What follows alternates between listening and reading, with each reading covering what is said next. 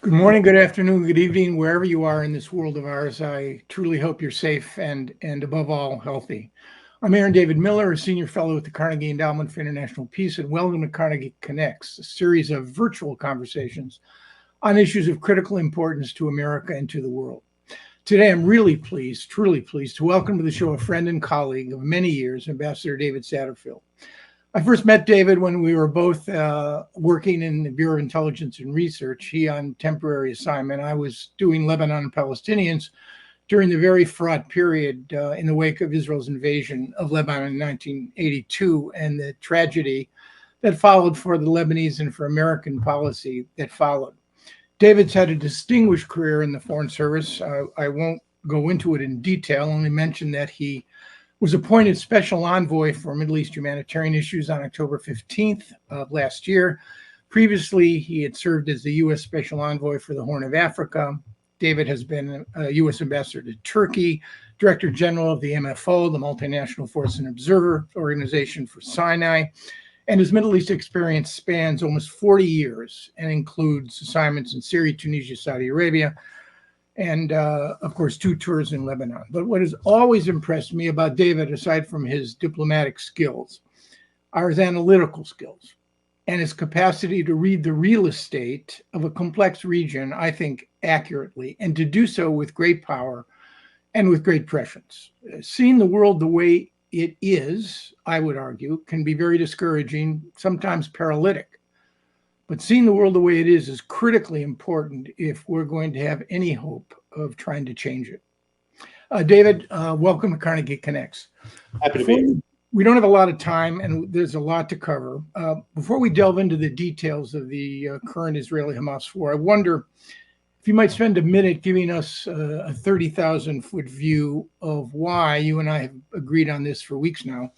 This crisis is so complex. Our friend and colleague, Bill Burns, CIA director, in 40 years of working the issue, has written that he's rarely seen it more tangled and more explosive. It's now gone on for longer than any other Arab-Israeli war, with the exception of the first, 1947 to 1949, and maybe the second Intifada. So you've been on the ground now since October. What makes this crisis so complicated? Aaron, what happened on the morning of October 7th was a shock to Israelis, a shock to Israel as a nation, to the system, and to the fundamental social contract that Israelis have lived by since those events of 47 to 49, which is they offer their sons and daughters to the state. Some of them don't come back from the service, but they do so in order to secure for themselves what Bill Clinton famously referred to in the context of Israel and Palestinians as the ability to enjoy a normal life, which President Clinton described as a quiet miracle. Well, quiet miracle indeed. And it's a miracle that's been fundamentally challenged by the brutal bestial attacks on October 7th. I can't overstate the impact, the compression of social, political space in Israel across the spectrum of political views by the taking and the continued holding of 134 hostages, many of whom have perished, but many of whom are alive. The dislocation, the displacement of 200,000 Israelis from the north, threatened by Hezbollah attacks, and from the Gaza corridor, from communities outside of Gaza. This is a continuing trauma. In many ways, a common friend of both of ours said, Israel is always in that morning of October 7th. It needs to move out of that, but it can't happen until several things occur. The hostages have to come out.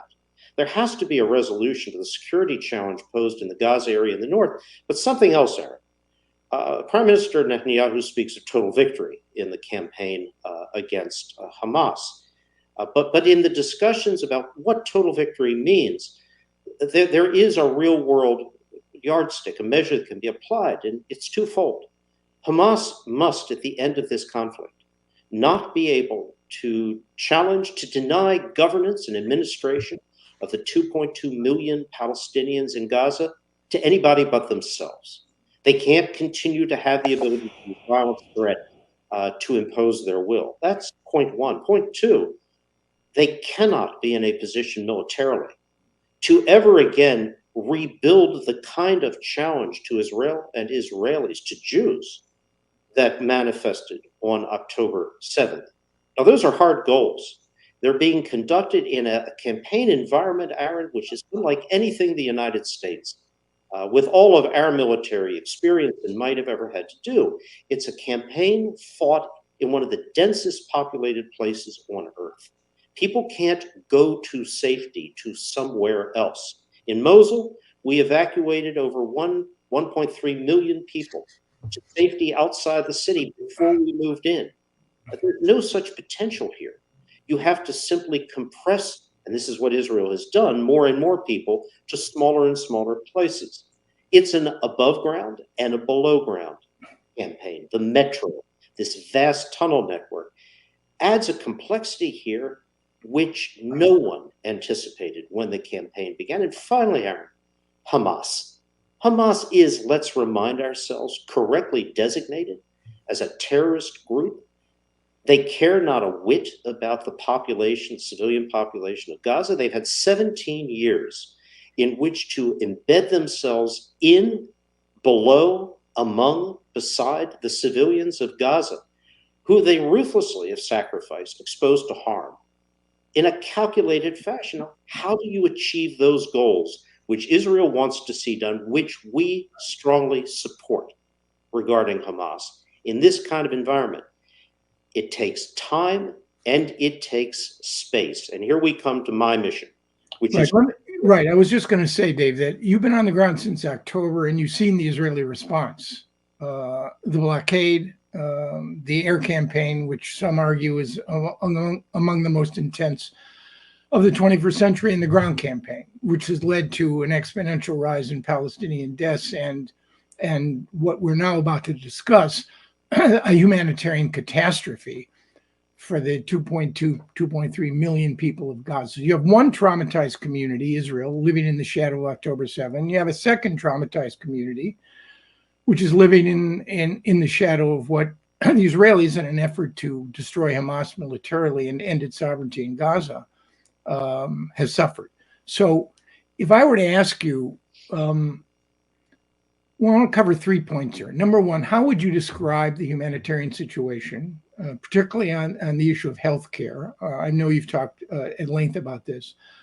Second, what are the obstacles to surging humanitarian assistance? And then finally, I want to close on the issue of the U.S. role because I think it's underappreciated.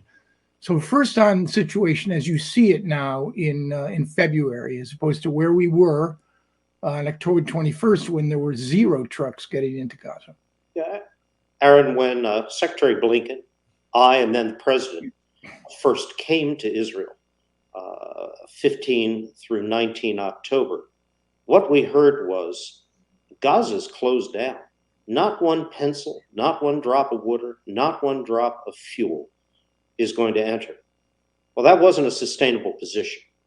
And very rapidly, we moved to the extraordinary achievement of 20 trucks of humanitarian assistance a day.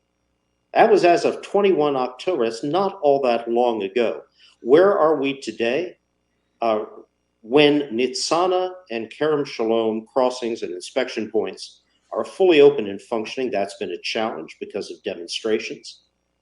We can move 250 to 300 trucks routinely through. What does that number do? What it does is it feeds over 2 million Gazans. It does not give them full nutrition, but it keeps them from starvation. And that's not a modest achievement. It's significant. But it doesn't do more than that. And it is, in the words of the Secretary of the President, it's wholly inadequate. It's a significant achievement and it's owed to our efforts, but it isn't enough. Much more has to be done. Commercial goods need to come in. Humanitarian assistance needs to flow more evenly, regularly, and in a more secure fashion to all of Gaza, including the north. The north is off limits to virtually everyone. Maybe 250 to 300,000 Gazan civilians are still there. We don't know for certain. But the north has to be accessed, and there has to be at-scale assistance. That is going to take further progress. But you asked, Aaron, about health. The health situation is miserable. Health facilities have been damaged in this fighting. It is Hamas which has utilized these facilities for its own purposes. There's an operation going on as we speak right now at Nasser Hospital. That operation has, according to Israel, uncovered in the hospital many who were involved in the October 7th attacks, the Nukba forces. But the overall consequence of compressing this extraordinary volume of people in a smaller and smaller place, 1.4, 1.5 million in Rafah alone, which had a pre-October 7 population of about 280, 300,000, it creates a crisis of sanitation, of potable water. Feeding can be managed. It's the health implications of this, particularly sanitation, that is critical. We're seeing disease indicators growing. It's winter. There are storms. That creates a further problem when there isn't adequate shelter. And most of these folks don't have adequate shelter. How do you fix this? You decompress this enormous imposed dislocation, and you allow folks to go to suitable shelter with humanitarian access and support back to the places they came from or to safer areas. That's easy to say. It is harder to achieve in this environment. I'm assuming, David, that the return to northern Gaza, even though I had thought several weeks ago there had been limited numbers of Palestinians returning, is blocked by the Israelis. Is that correct?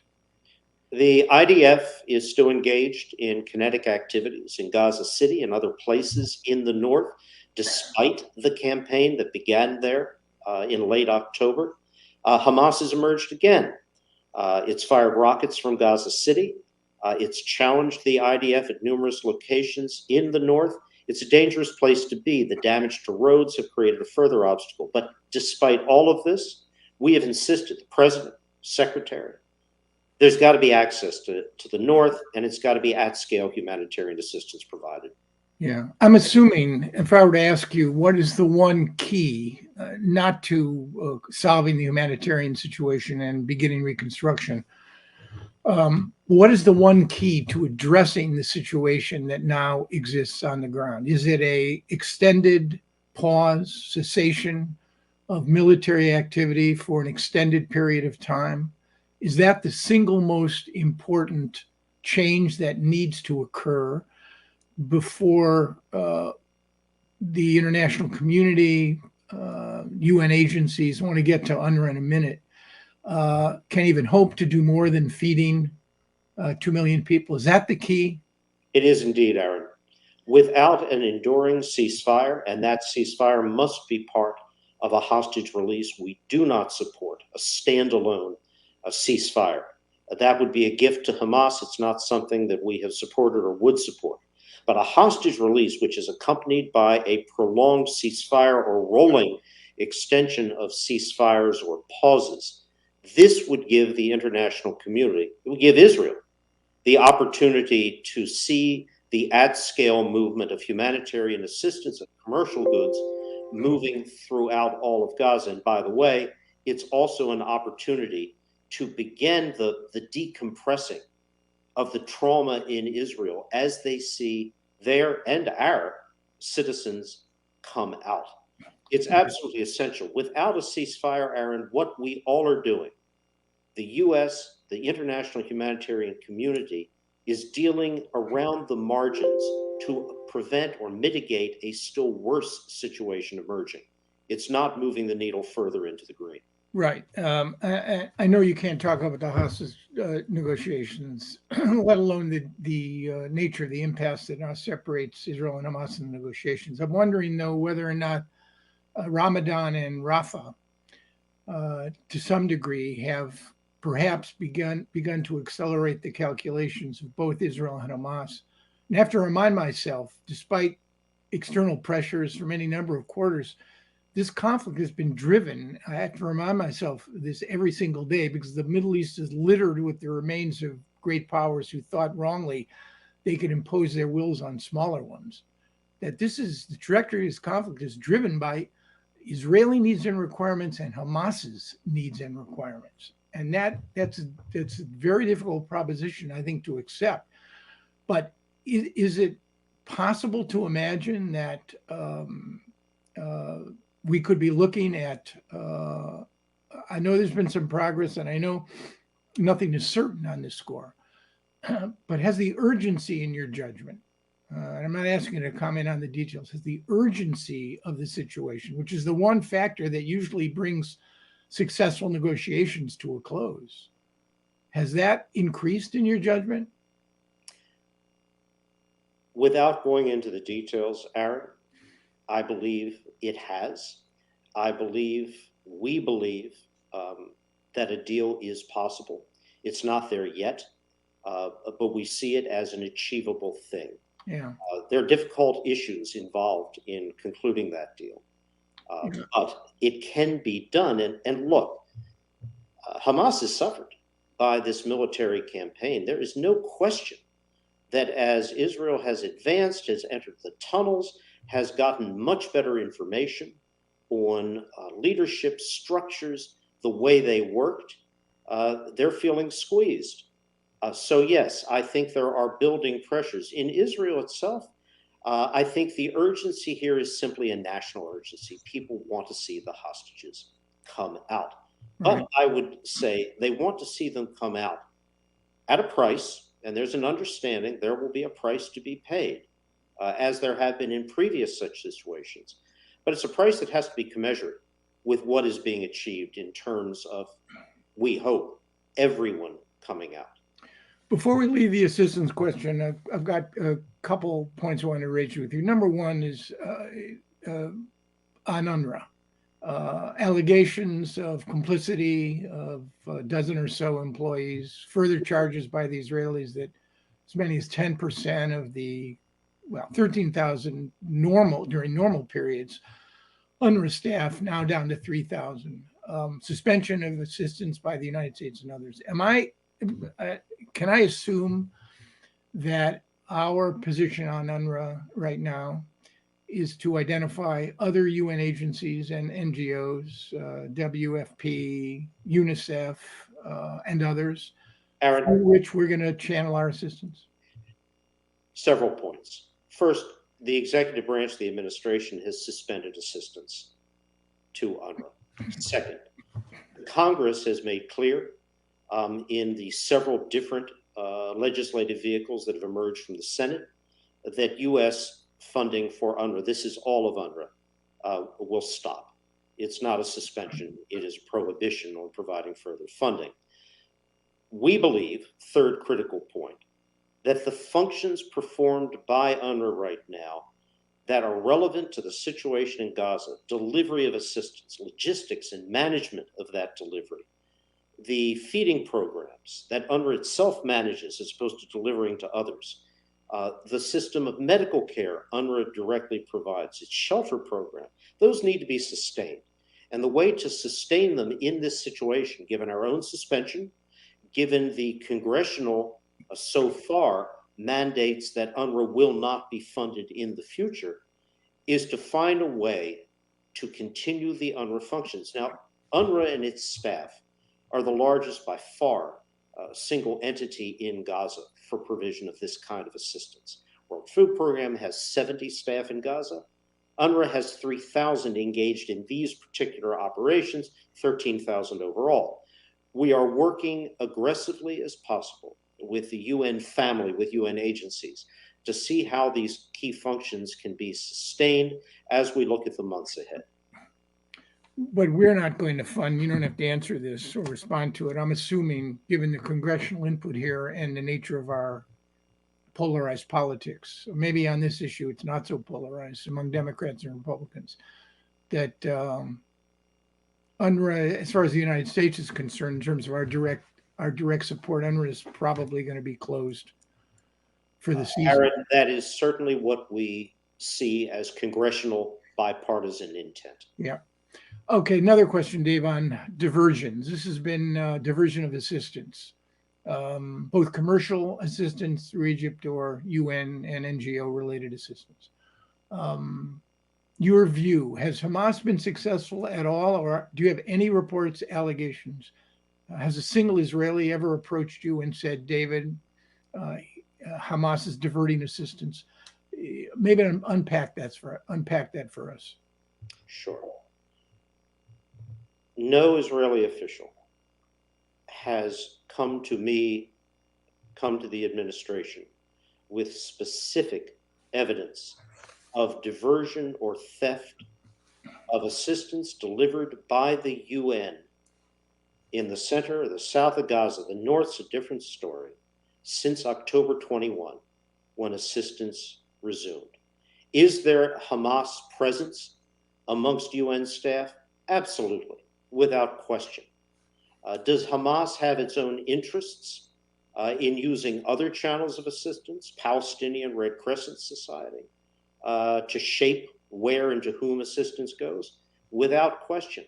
But the issue of UN formal diversion or theft directly from UN delivered assistance, no such allegations. And that includes fuel distribution as well. It includes fuel as well. Millions of liters, millions delivered, thanks to our efforts. There was a report. No allegations. There was a report last week, I think, in Haaretz, which indicated the IDF had fired on Hamas escorts of trucks into Gaza, killing 7 or 8, wounding additional Hamas operatives. Is there any credence to that? Aaron, the IDF, 10 days, 2 weeks ago, did indeed strike at 7, 8, or 9 police officials, including a commander, whose units have been involved in providing escort for UN convoys carrying aid. This is a dangerous area. The UN had been attacked, first by desperate mobs, then by criminal elements. They required security. With those attacks on the police escorts, and let's be clear, when we say police, we mean the de facto police, which certainly include Hamas elements. They also include individuals who don't have a direct affiliation with Hamas, who are there as part of the Palestinian Authority's remnant presence in security. With the departure of police escorts, it has been virtually impossible for the UN or anyone else, Jordan, the UAE, any other implementer, to safely move assistance in Gaza because of criminal gangs, including today. We are working with the Israeli government, with Israeli military, in seeing what solutions can be found here, because everyone wants to see the assistance continue. No one wants to empower Hamas, but there's a balance here. There is a way ahead which we need to find, which allows for the secure and safe delivery of assistance. We can get it into Gaza, Aaron. We can move hundreds of truckloads of assistance a day over the border to warehouses. What we cannot do right now is see that assistance effectively moved to the people of Gaza in a secure and safe manner. Right. So it's not just getting things in; it's delivery within Gaza. Absolutely. And you'd identify criminal gangs and elements as a key challenge and problem in this regard. It is the criminal gangs on one side. It is the rising value of humanitarian assistance in the black market because of the inability over these last 2 weeks. First, because of demonstrators who closed Kerem Shalom and Nitzana.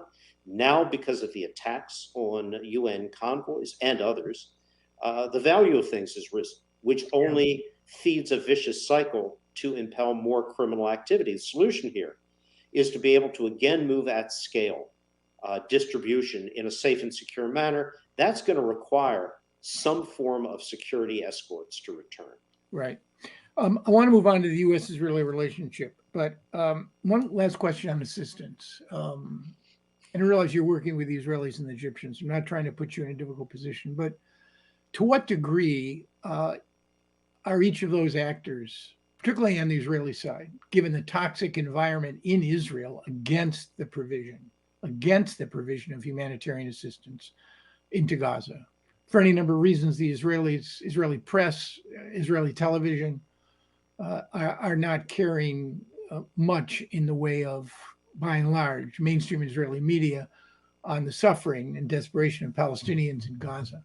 But to what degree are the Israelis an obstacle to the provision of assistance? There are reports about dual-use items, which are done on a pretty arbitrary basis. One day, vitamin powder is put on the list of a prohibitive item, or an X-ray machine. Is that a legitimate charge, David? Aaron, if you asked the vast majority of Israelis, and pollsters do, what their view is of Gaza, it would not be in support of robust humanitarian assistance to the individuals who, in their view, perpetrated October 7, hold their hostages, and who they believe benefit from this assistance. Now, we, the United States, the international community, and the government of Israel have a different view on this, which is providing the maximum degree of humanitarian support under the extraordinarily difficult, challenging circumstances of a kinetic campaign above and below ground, compression of populations, is itself an absolutely critical element in preserving and extending the time and space for the achievement of the strategic objectives in Gaza, which we support, and it is also morally right and correct to do. Let's not instrumentalize wholly humanitarian assistance. It's also the right thing to avoid 2.2 million people, men, women, and children, from suffering when there is a way to mitigate that suffering. That's important too. It's important for Israel, not just today, but for Israel and Israelis into the future, as it is for Americans. All right, so let's move on to the U.S.-Israel relationship. The question I'm asked most frequently, 5 months in, is the president's support for Israel has been extraordinary by any standard, and many reasons to explain it. He, alone among American presidents, feels himself a part of the Israeli story. He's got this unique bond with the people of Israel, the idea of Israel, the security of Israel, not so much for the current government or the current prime minister. But if you had to step back and explain, we've tethered ourselves to Israeli war aims, and it's very hard 5 months in to fundamentally choose another direction. If you had to explain it, why this preternatural bond and support for Israel during this crisis, David? I can actually give you on this one, Aaron, a pretty straightforward answer, because President Biden believes it is the morally correct thing to do. That the slaughter of Jews on October 7 has to be met with a response. It's not retaliation, it's not revenge, but a response for the sake of the people of Israel and their future that prevents this from ever happening again or anything like it, that prevents Hamas from emerging as the victors here. The president sees not just Israel, and its future is tied to that outcome in which Hamas is not able to project itself as the winner. He sees it as important for the region as a whole, and he's absolutely correct to do that, as well as for broader U.S. interests. But at the core, it is because he believes it is the right thing to do. You know, it's not rare among American presidents, but it is extraordinary the degree of moral clarity that the president has brought to the Israeli trauma. It's harder, and this is where it gets extremely complicated, to bring the same sort of moral clarity, obviously not to Hamas, but to the suffering, the deprivation, the exponential rise of Palestinian deaths in Gaza. It's a hard sort of balance to maintain. It is, Aaron. And look, it is a hard thing to maintain, and I don't use the term balance. I would say it's full moral clarity that looks at all elements of this situation. Secretary Blinken has spoken publicly on many occasions directly to this issue. And in his last visit Wednesday, a week ago, to Israel, what the secretary said was Every death diminishes us. Every death is a kick in the gut, is a phrase he's used in the past. But he spoke in the last visit about dehumanization. Hamas dehumanized the Israelis, the Jews that it killed on October 7th. It dehumanizes every day the hostages that it holds. But it's critical that Israel and Israelis, the world, we, not dehumanize the innocent civilians or Palestinians more broadly of Gaza and beyond. Those who want a much tougher administration response to this war with respect to Israeli actions and conduct want the administration to exercise the leverage that it, on paper, clearly has. Slow walking or restricting military assistance, changing the U.S. voting pattern. In New York, abstaining or voting for UN Security Council resolution, creating even a sustained public frame by the president that Israel's conduct and behavior is undermining the nature of the U.S.-Israeli relationship. None of those things have happened. And, you know, my own sense, and I'd like you to react to this, is that beyond the emotional support, beyond the domestic political repercussions, and it works both ways. Progressive Democrats are alienated. The president's caught between a Republican Party, that is the Israel can do no wrong party, and a divided Democratic Party, is the practical reality that without Israeli agreement to the one factor that would cease military activity, surge humanitarian assistance, release the hostages, that in the end, making a pariah out of Benjamin Netanyahu denies the administration what it really needs, David, which is an Israeli-Hamas deal. Without that, I don't see where U.S. policy toward this entire conflict goes. How much of the restraint on the part of the administration is because of this? We talked about this earlier, about because of the investment trap that we are in, that the Israelis are in, that Palestinians are in. How much of it is a practical recognition, whatever his personal relationship and view of Benjamin Netanyahu, that agreement is essential? Aaron, this is much bigger in terms of the calculations that the president, I would say any president, has to make in this circumstance than a personal relationship. It has to do with what is effective in achieving the goals of eliminating, reducing, degrading Hamas's ability to remain the governing force in Gaza, to remain a threat to Israel, to the region as a whole. Getting the hostages out is absolutely essential. There can't be a higher priority right now for Israel or for us than achieving the release of the hostages, all of the hostages.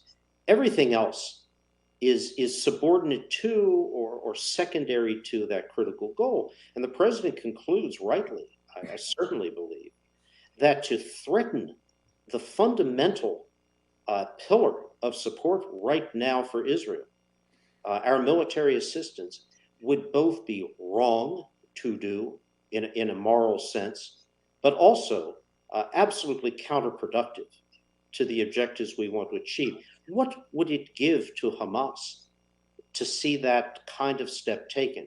It would give assurance. It would give a breath of life. This is not something we want or will do. But isn't it the key to the proverbial day after, as well as the administration's broader planning on time, making sure that Gaza first cannot be Gaza only? That is to say, tethering the day after. I'm not sure there's going to be a day after. I suspect it won't be a bright line dividing the end of Israeli military activity from a period of sustained stability. I doubt. But isn't that what aside from everything you've said, isn't it a practical reality that without the Israeli-Hamas deal, you don't get extended quiet, you can't surge humanitarian assistance into Gaza, you can't free the hostages, you can't create political space in Israel, and there is no prospect between now and November of any broader initiative having any resonance, either attracting key Arab states or, as difficult as it's going to be, attracting much support, certainly from the current Israeli government or from a successor government. Isn't that deal critical to paving the way for a broader future?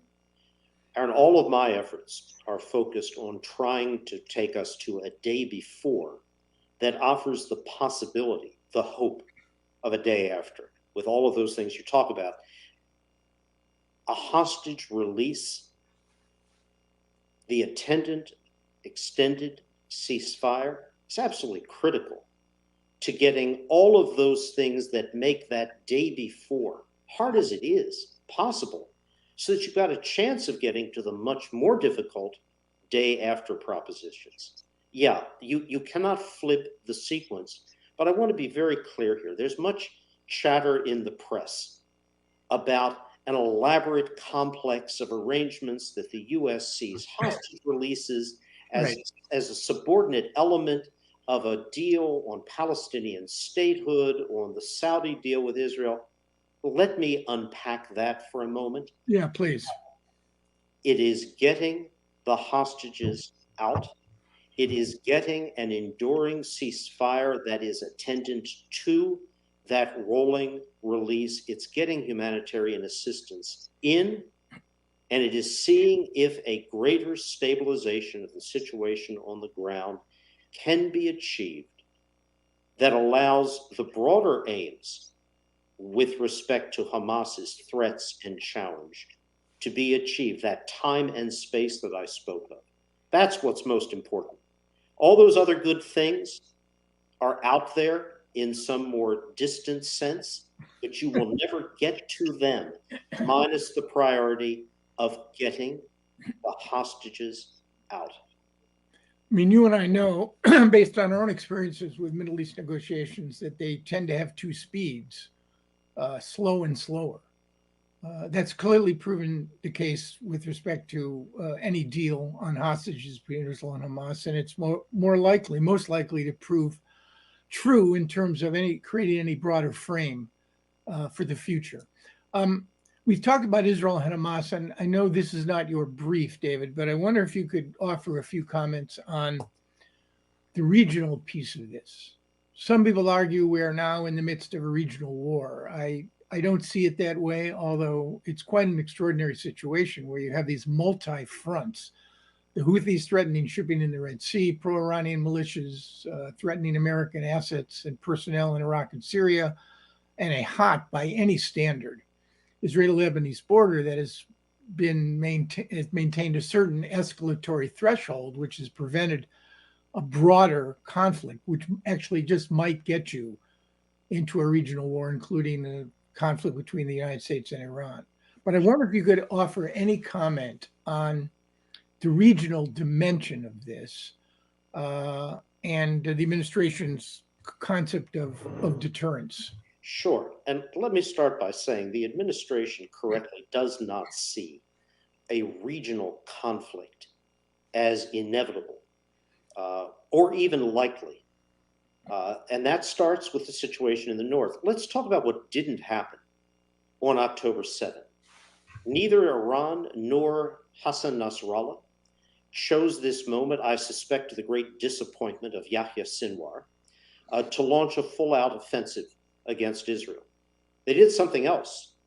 They undertook symbolic steps through Hezbollah, rocketing of the northern border, to show solidarity as part of the axis of resistance. Now, that rocketing, which has expanded in scope and volume and has caused fatalities, is a dangerous undertaking. It's a dangerous undertaking because it assumes that both sides understand exactly what the other side intended when they did something. and can respond in scale and appropriately and in a non-escalatory manner. There's a risk that somebody makes a mistake, someone makes a miscalculation in all of this. And there is certainly a risk and danger there. I don't want to suggest there isn't. But it is far from the perhaps anticipated by Hamas opening of multiple full-blown fronts on Israel. It didn't happen. Instead, what has happened, and it should not come as a surprise to anyone who has watched the PMFs, the Hashd al-Shaabi, the Iranian proxy forces in Iraq and Syria, or the Houthis in Yemen, that there's been a instrumentalization of these proxies by Tehran for a more distal attack, pressurization of the situation to show they're there. It's not just station identification, it's more than that. The Houthi attacks on shipping are highly dangerous, and indeed they have invited, after a considerable period of restraint, a response. The popular mobilization forces, the Iranian proxy elements in Iraq, have caused US fatalities, serious injuries, and retaliation is now taking place there as well in what Secretary Austin and others have said will be a rolling process which we will not announce in advance. None of this means a regional war or conflict is inevitable. It means that Iran is using its assets in Iraq, in Syria, in Yemen, and Nasrallah and Hezbollah to both signal it is solid with Hamas, but perhaps in a way that Tehran believes will not bring retaliation directly on themselves. That is a tale yet to be fully told. If Iran persists in these attacks, the risk is always there that they will do something which absolutely requires a more direct as opposed to indirect U.S. response. One insider question. Aaron, I just add to that. I'll go back to October 19th, the president in Israel. The president spoke to this whole issue. For those in the region who would take advantage, who would instrumentalize this situation in Gaza, I got a word for you. Right. Don't. Right. Let me ask you an insider question. It's been reported in the press that during the first several days following the October 7th Hamas terror surge, that the Israelis were seriously considering preempting Hezbollah with a major operation, and that that did not occur in large part because President Biden turned it off. Can you comment on that at all? When I said we do not see a regional conflict as inevitable or even likely, what that means is the utmost, the highest degree of coordination, exchange of information, dialogue with Israel to ensure there's no misinterpretation of information. There is no unintended escalatory step taken. And that has certainly been our position since October 8th, and I won't go beyond that. Right, I understand. Look, David, first of all, thanks for everything you've done. It's, if anyone had a mission impossible, it was you. Starting with 0 trucks on October 21st to 250 to 300, it's far cry from what is required, but it's something. And frankly, David, I would suggest humbly that if it wasn't for President Biden's intercession on the humanitarian side, there might be absolutely no aid getting to Gaza. Aaron, let me take you were part of that. Let me take a moment, though, in closing, to reinforce what you just said. You know, we're accused of not doing enough. We accept that. President, Secretary Blinken, Jake have all said it's not enough. It's not adequate. We admit, we acknowledge. Look what we've done. We have moved from 0 millions of liters to fuel to hospitals, to bakery, thousands of metric tons of flour as a result of our funding, our efforts, moved to feed 2.2 million people in Gaza. Kerem Shalom is opened as a critical point of inspection and movement of goods. A channel from Jordan has been established. None of this would have been possible without our sustained leadership and our willingness to go at it morning and night working with partners in the region, partners in Israel, to make this possible against extraordinary countervailing forces, which we understand. We fully understand. But the imperative of doing all we can do, inadequate though it may be, on the humanitarian front, it's intrinsic to all of those broader strategic goals. David, let me thank you for sharing your time and your expertise. I know you're headed back, and we all wish you well. To Carnegie Next viewers, stay tuned February 27th. I'll be sitting down with David Rennie, the Economist Bureau Chief in Beijing, for a discussion of, are we getting China right? Thanks again for everybody for their participation. And David, thank you so much, and safe travels. Thank you, Aaron.